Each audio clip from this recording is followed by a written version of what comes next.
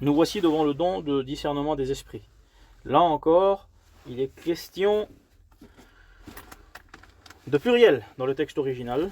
C'est très important car il y a plusieurs types de discernement et plusieurs types d'esprits. D'ailleurs, dans l'étude des dons spirituels, il est très important de comprendre qu'il y a plusieurs esprits. Parce que dans 1 Corinthiens 12 à 14, il est parlé d'esprit de Dieu, mais il est aussi parlé d'esprit de l'homme. Lorsqu'il est dit « L'esprit des prophètes est soumis aux prophètes », il ne s'agit pas du Saint-Esprit. Le Saint-Esprit n'est pas soumis à l'homme. L'homme doit être soumis à l'esprit, en revanche. Quand il est dit « L'esprit des prophètes est soumis aux prophètes », il est parlé de l'esprit de l'homme, qui doit nous être soumis. Et donc, c'est très important de comprendre ça quand on étudie les dons spirituels.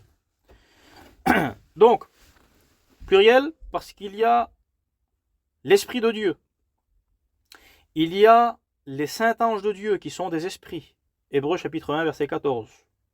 Il y a même une diversité, une complexité dans le monde angélique, dans le monde des esprits spirituels angéliques.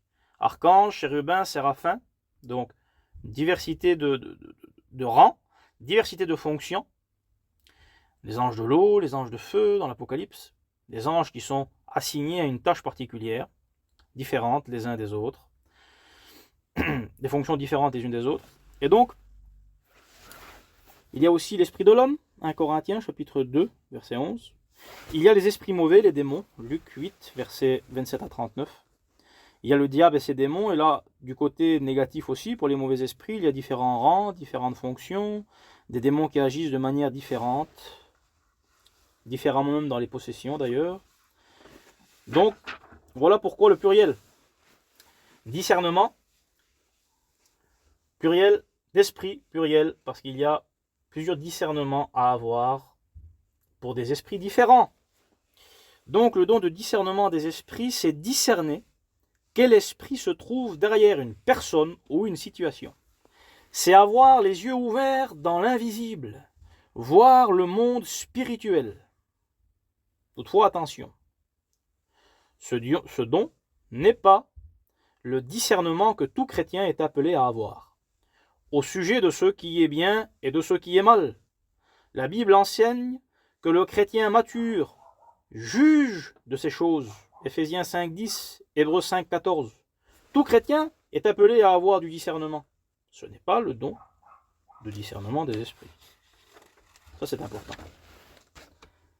Je manque de discernement, donne-moi le don de discernement des esprits. Non. Donne-moi de la maturité, Seigneur, pour que je puisse avoir plus de discernement.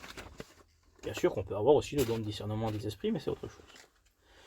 Donc le don de discernement des esprits, c'est discerner s'il y a un esprit démoniaque qui se cache en possédant quelqu'un. Par exemple, en acte 16, une servante suit Paul et ses collègues en disant « Ces hommes annoncent la voie du salut ». Et Paul discerne que cette personne parle sous l'influence d'une possession démoniaque.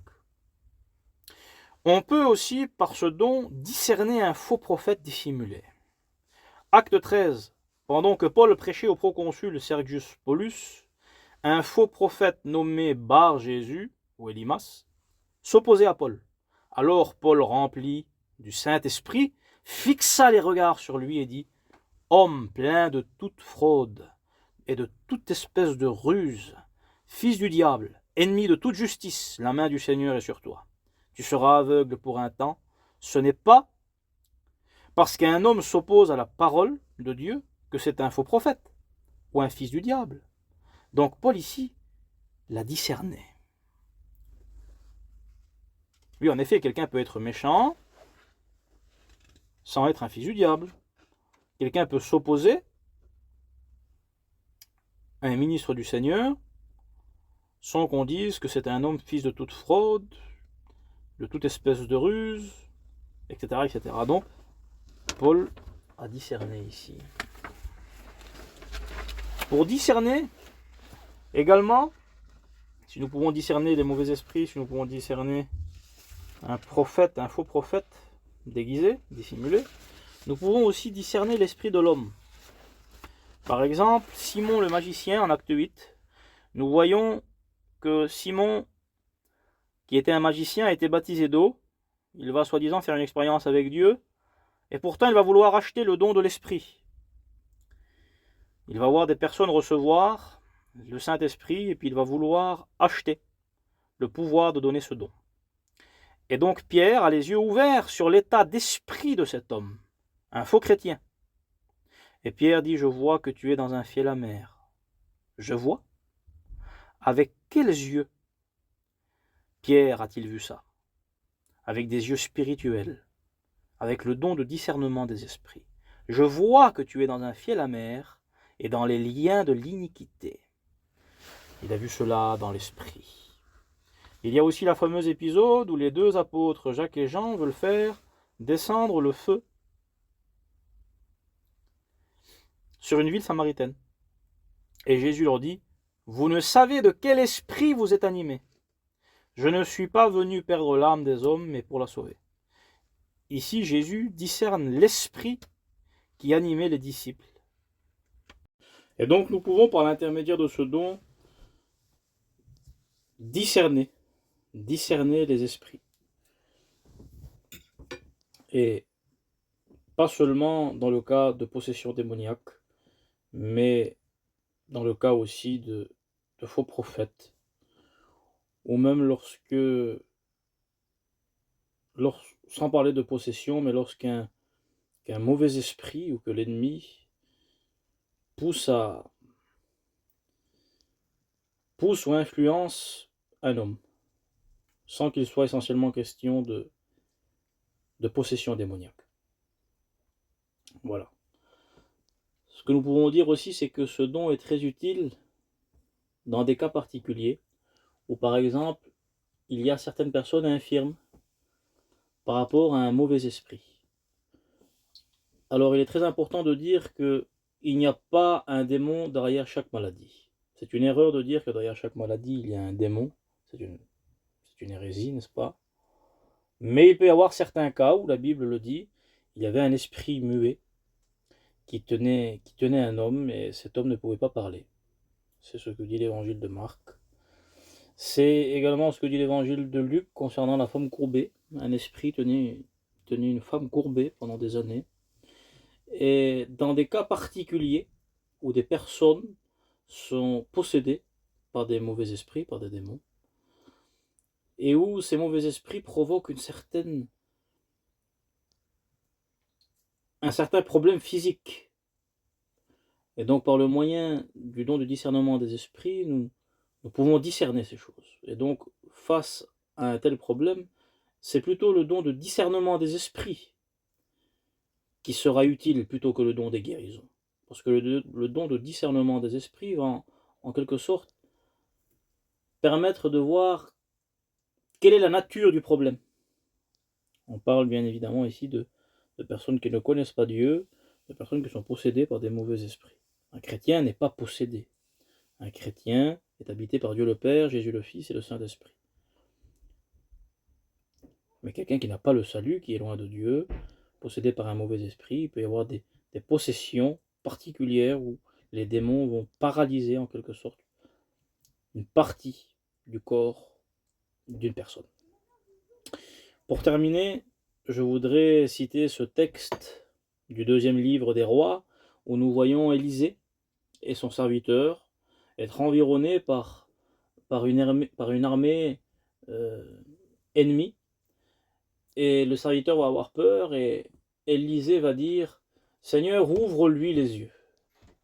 Et le serviteur va à ce moment-là avoir les yeux ouverts sur le monde spirituel.